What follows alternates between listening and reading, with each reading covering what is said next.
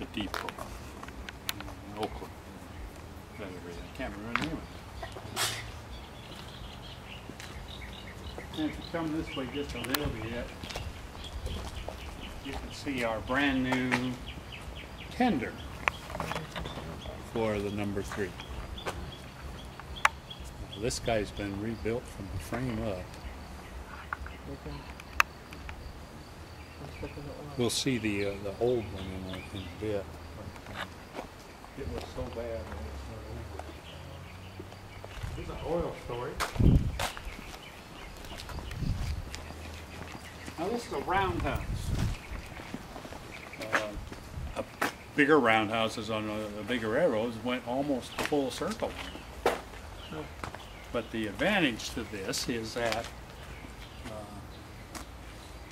in the days of steam, you could run an engine on this turntable, turn it around, line up with any of the tracks, and generally, of course, they pulled them in, head in. But then when you went to take it out, you probably want to put it on the turntable, turn it around so it can go head out. So the turntable is a vital part of this whole arrangement. The original turntable here was what's referred to as an Armstrong model. It had some long levers, wooden levers out here. You get a bunch of guys on it, turn it around. In, I think it was 1925, they converted it to air. So you've got an air line that goes out, down the sides, and it runs an air motor underneath it that turns it. Still use that as today.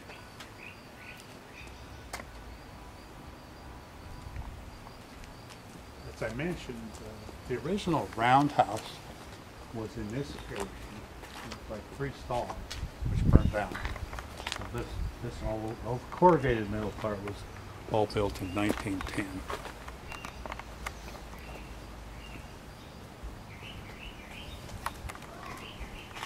Any questions?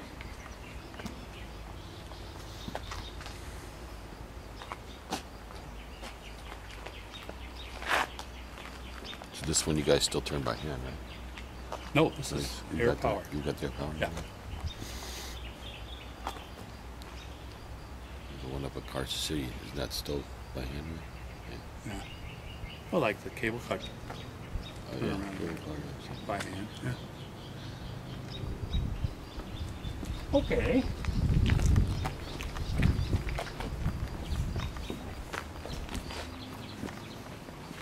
This is the machine shop. It's known as a live shaft machine shop. So you've got a shaft that goes all the way across from end to end. And that would be driven and turn all of these pulleys, belts on them, over to a particular machine. You could shift. One of these was an idler, and then you'd use a lever to shift it over so it would be the active one, and that would turn it on. But this whole shaft through here was running all the time. It was a very good answer to the problem they had then, way back. They didn't have efficient small electric motors. In fact, in the beginning, they didn't have electric motors. So this guy could be powered by a water wheel, or maybe a steam engine outside, stationary steam engine, turn of shafts, and operate any machine or all of them at the same time.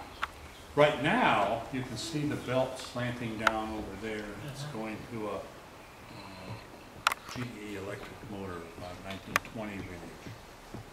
So they modernized in the 20s, got an electric motor. All of these machines, most of them, are functional. One of the things they had to do was go up here and put grease in all these bearings. There's a whole bunch of them. You got a catwalk up above. So they'd hire some little guy like this to go up there, crawl across there, and put grease in these things. And he was called the Grease Monkey.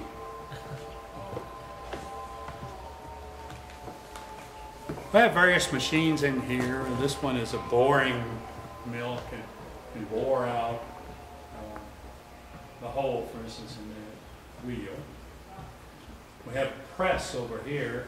The belts operated a hydraulic press, hydraulic pump that could press these wheels on and off of its shaft.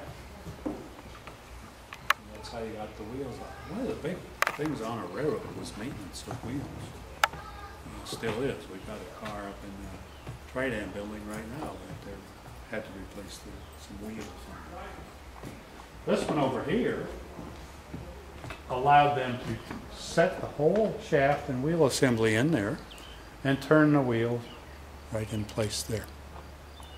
You didn't have to take the wheel off, you could turn it in place. We got various other shapers back in here. There's some saws, lathes.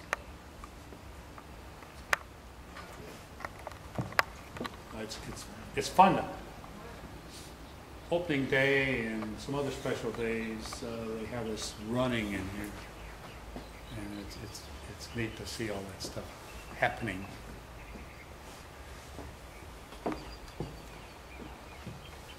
This guy was built for the Sierra Railway out of some 20 through 25 Model T parts. Cobbled together. But that made a nice vehicle for an inspector to get down the track back.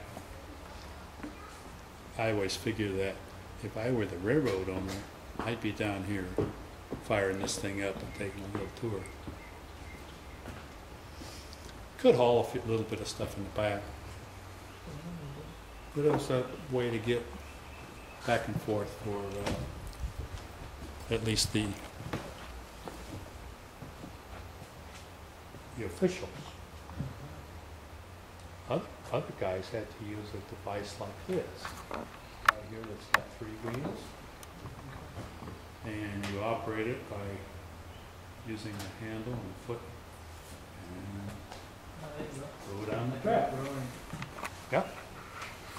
And if there's a train coming, you just jump off quick, grab this in here, flip it up over, let the train go by, put it back on. Or if you want to go the other way, lift it up, turn it around. But it's a one guy type thing. The other thing that was used was for the track guys, maintenance workers to get up and down was a speeder like this before the days of gas powered ones. So you had to go to work, you and your buddies would get on here and crank this thing up and down, go down the line and do what you had to do.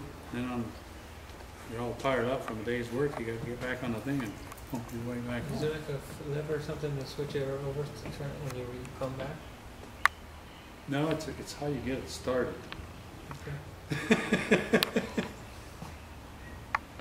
It's almost like the little kiddie cars, you know. One way, or you can get it around the other. Okay.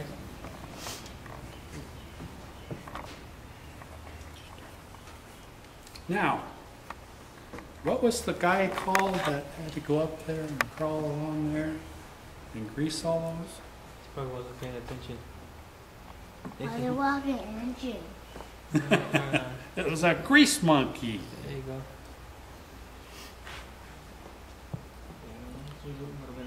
So if you had remembered that, you could look. I would let you ring the bell. What? Look, Nathan. Go. You want to ring the bell? Go ahead. Use 2 hands. Oh! No. Yeah, I'll help you. See? You can't do it. You're too weak. There you go. That's it. That's our example of our 5 mile bill.